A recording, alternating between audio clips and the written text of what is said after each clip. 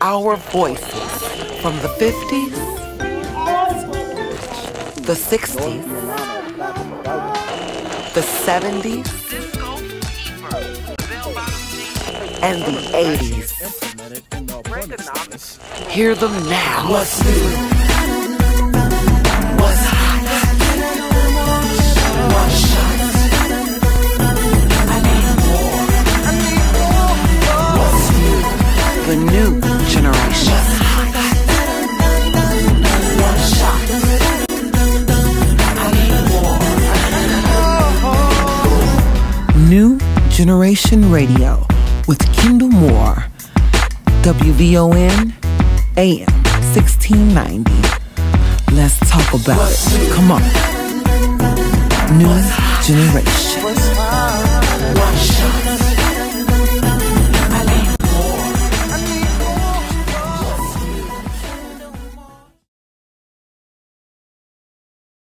All right, so here we go. Great job tonight, everybody. So tonight's topics, and everybody, as you already know, we do the after show. It's big. Next week, we got some even bigger guests that are coming on. But tonight's show is one of those things that people are afraid to talk about. When it comes to the church is a very pinnacle part of what we do in our communities. But we are so afraid to have those discussions and conversations as it relates to what the role of the church and what the pastors, the preachers, the deacons, the first ladies, and those roles that they play.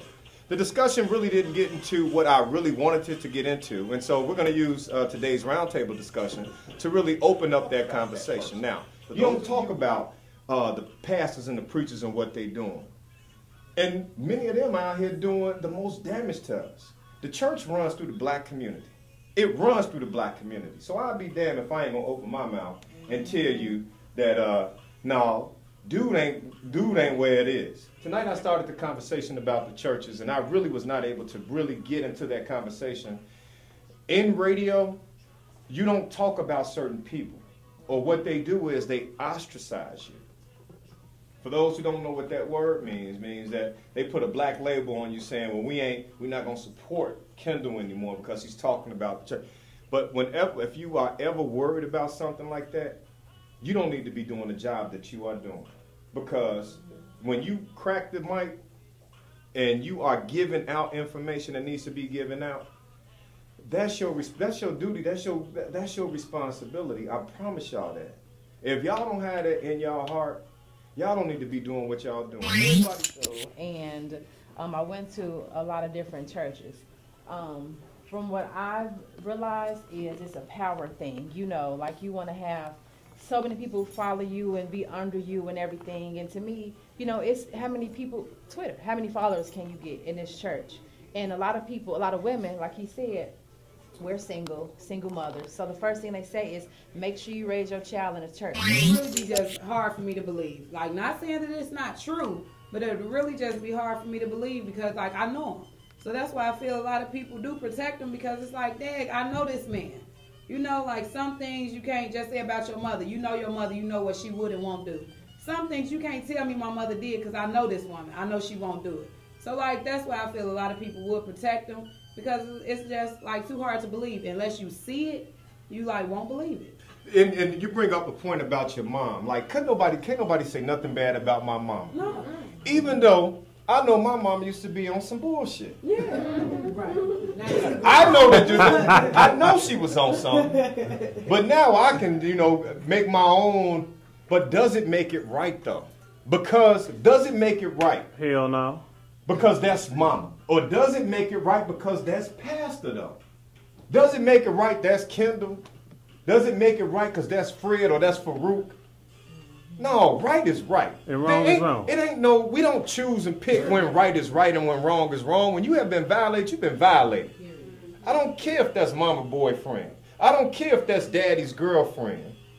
When something happens, it needs to be discussed and talked about. I really feel that's why we are in the situations that we are in right now.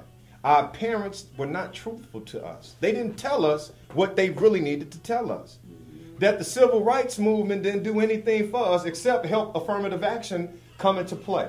And some people benefited from education. Some people got rich off of it. But after that, Look what we got, y'all. A lot of people, Look what we a lot of got. women that find themselves in that situation are looking for some type of security blanket. And pastor turns out to be that sometimes, you know what I'm saying? They don't have a guy, nobody's helping them, supporting them or whatever. Kind of like what we was talking about last week. You know, they're looking for just something to look to. So they're seeing God through this guy in the pulpit, you know what I'm saying? If 80% of the money, 80% of resources, and I'm talking about specifically here in the city of Chicago, in the African American community, run through those black churches, yet and still we have one of the highest unemployment rates. We have one of the highest teenage pregnancy rates. We have one of the highest HIV/AIDS rate. We have one of the highest illiteracy rates. But you got 2 or 3 churches on the same block, or you got a mega church that has 5,000 to 80,000 people. What are they good for? What are they doing? But you got Sister Jones who's going to protect the throne. You got a mama who been tithing for 30 years, but now mama she ain't got a job now. So now mama's saying, look, man, my baby trying to go to college right now. Well, Sister Jones, she gonna have to fill out this scholarship, but she might not even qualify for the scholarship. So now Sister Jones, after all that money she done put into the church, they can't even give her any of it back. Because 9 times out of 10, what's gonna come back is, if I do it for you, then I gotta do it for everybody. If I do it for everybody, then we broke.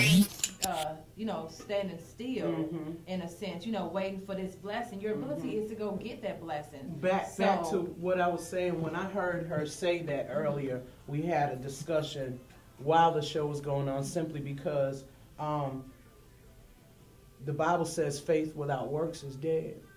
So if you standing around like you still in Israel time and you wasn't even there, and you're waiting for poultry and bread to drop from the sky and fire to light up the ground at night, shame on you.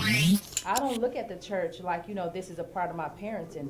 I'm going to teach my son to believe in God. We're going to pray, and, I'm going to show him whatever it may be. But, no, we're not going to go to church every Sunday and look at this man. And what women do, we look at this man, and we, pastor this, pastor that. What about God? So you looking at this person like he is. Yep. Now, I don't know, because I'm not a member of a church. I don't really go to church. So, but it was always what I did, so I see what you're saying, but I don't know. I just feel like as young people, we need to be smarter and think outside of how we were raised. Yes, our parents set an example for us, but like they also give us opportunity to grow and figure out things for ourselves. So, I don't know. I just made the decision that I didn't want to be part of a church, and I don't really consider myself religious. I consider myself more spiritual, so I don't know. I feel like it shouldn't really be so hard for people to see what's really going on. Let me tell you why. 80% of our resources run through the church, but we ain't supposed to open our mouths and say nothing. Now, for those of you who may be offended, understand this. We need to have conversation in order for us to move to the next level as a people. That's just my personal opinion. And because it is the after show with the Kendall Moore Show, it matters, as well as your opinions as well. We want you to like this on your page and just like it on YouTube.